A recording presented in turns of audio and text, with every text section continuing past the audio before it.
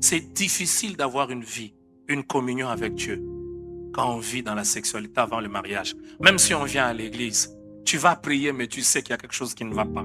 Deuxièmement, la sexualité avant le mariage attire la colère de Dieu.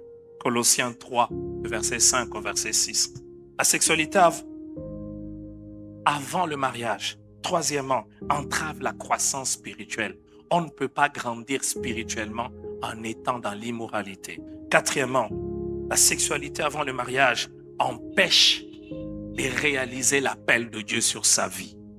Dieu t'a appelé. Tu as un appel de Dieu.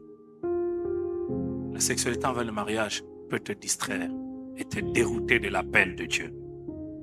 Physiquement, sur le plan physique, la sexualité avant le mariage expose aux maladies sexuellement transmissibles. Et plusieurs ont ce problème. Deuxièmement, sur le plan physique, la sexualité avant le mariage expose à des grossesses non désirées. Non désirées. Troisièmement, la sexualité avant le mariage expose à des avortements. Plusieurs avortements. J'ai entendu dernièrement une femme me dire, pasteur, ça fait 6 fois que j'ai avorté. 6 fois. La sexualité avant le mariage a des conséquences émotionnelles. Émotionnelles.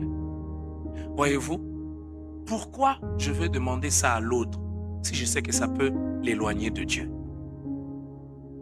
Si je sais qu'il ne pourra plus prier normalement, si je sais qu'il ne va plus grandir spirituellement, si je sais que en faisant ça avec lui, je pose une mine pour son mariage demain, il ne pourra pas avoir un bon mariage demain. Pourquoi je veux demander à quelqu'un si je dis que je l'aime quand je pense à toutes les conséquences? Pourquoi je veux faire ça à l'autre? Que ceux qui aiment pour de vrai disent Amen. Je répète, ceux qui aiment pour de vrai, qu'ils disent Amen.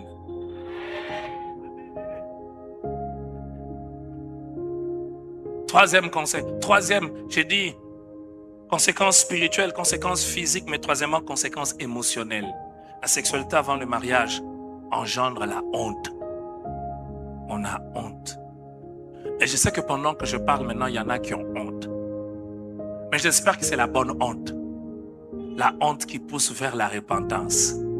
Pas la honte qui pousse vers se défendre inutilement sur les réseaux sociaux. Mais la honte qui dit, j'ai mal fait.